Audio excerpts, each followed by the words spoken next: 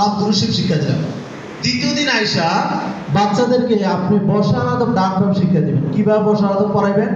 বাচ্চাদেরকে সবাইকে দাঁড়া করাই দিবেন, দাঁড়া করাই দিয়ে পড়াবেন। আপনাদের দাঁড়ার দরকার নেই, তবে আমার সাথে সাথে দেখাই দেব। বলেন বসার আদব ডান বাম, বসার আদব ডান বাম, আওয়াজ দিতে হবে। বসার আদব ডান বাম, বসার আদব ডান বাম, বসার আদব তিন প্রকার। বসার আদব তিন প্রকার, আঙুল ডান। বসার আদব কয় প্রকার? বসার আদব তিন প্রকার, বসার আদব তিন প্রকার। দেখেন দোনো হাঁটু ফেলিয়া নামাজের মতো। দেখাইছিনি সবাই দাঁড়ায় যান, প্রয়োজনে দাঁড়ায় আবার প্রথম থেকে দেখেন। হ্যাঁ বলেন, দাঁড়ান দাঁড়ান। বলেন বসার আদব ডান বাম, বসার আদব ডান বাম, বসার আদব তিন প্রকার। বসার আদব তিন প্রকার, দোনো হাঁটু ফেলিয়া নামাজের মতো। হাঁটু ফেলিয়া নামাজের মতো, দোনো হাঁটু ফেলিয়া নামাজের মতো। হাঁটু ফেলিয়া নামাজের মতো, এক হাঁটু উঠাইয়া লেখার সময়।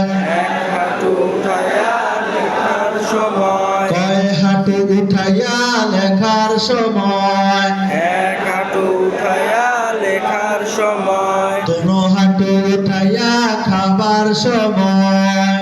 দোনো হাঁটু উঠাইয়া খাওয়ার সময়, এই তিন প্রকারে বসা সুন্নাত। এই তিন প্রকারে বসা সুন্নাত। অন্যরকম বসাও জায়েজ আছে, অন্যরকম বসাও জায়েজ আছে, তবে সুন্নাত আদায় হবে না, সওয়াব পাওয়া যাবে না। তবে সুন্নাত আদায় হবে না, সওয়াব পাওয়া যাবে না। তবে সুন্নাত আদায় হবে না, সওয়াব পাওয়া যাবে না। তবে সুন্নাত আদায় হবে না, সওয়াব পাওয়া যাবে না। আপনারা সকলে আপনাদের বাদ কর হাত করে উঠান দেখি। কই বাদ কর হাত করে উঠেছেন? বলেন এভাবে হাতটা মুট করেন। বাদ কর হাতের নাম ডান হাত। ভাত খাওয়ার হাতের নাম ডান হাত, বাদ খাওয়ার হাতের নাম ডান হাত।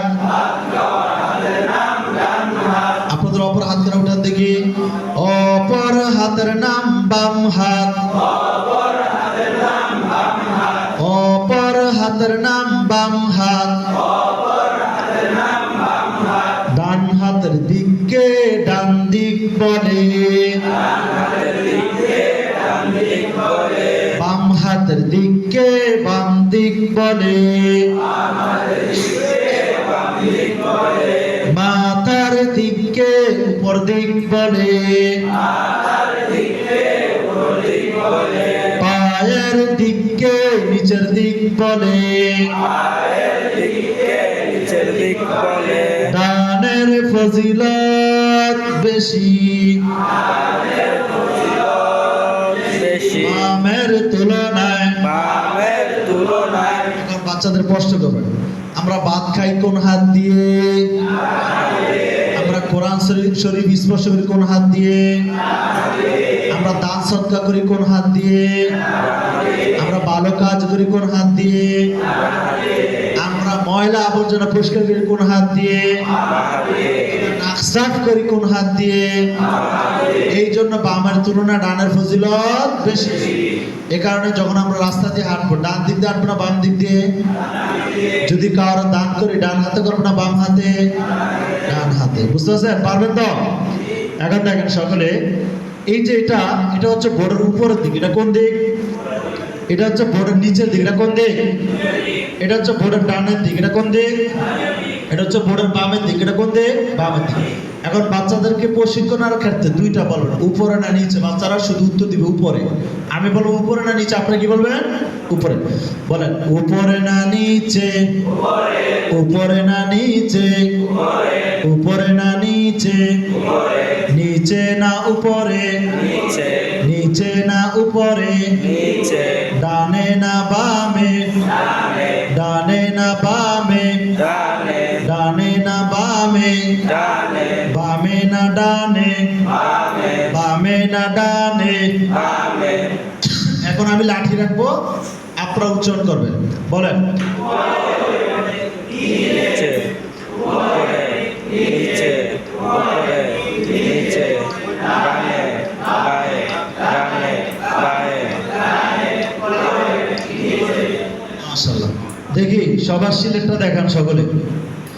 ওস্তাদ যখন বলবে সিলেট দেখান, আমরা সবাই এভাবে ধরব। হ্যাঁ, এই সিলেটে এটা হচ্ছে কোন দিক? উপর দিক। কোন দিক? এটা নিচের দিক, এটা বাম দিক, এটা ডান দিক। আমি নাম বলবো, আপনারা হাত রাখবেন। উপর, নিচ, ডান, বাম, উপর, নিচ, ডান, বাম। এইভাবে অনেকক্ষণ প্রশিক্ষণ করাবেন যেন বাচ্চারা ডান বাম উপর নিচ চিনতে পারে। এটা কোন দিন? বৎসরের দ্বিতীয় দিন। কোন দিন? এই বৎসরের দ্বিতীয় দিন বলতে কি বছরের শুরুর দ্বিতীয় দিন না ক্লাসের দ্বিতীয় দিন? ক্লাসের দ্বিতীয় দিন। এখন শোনেন, আমরা তৃতীয় দিন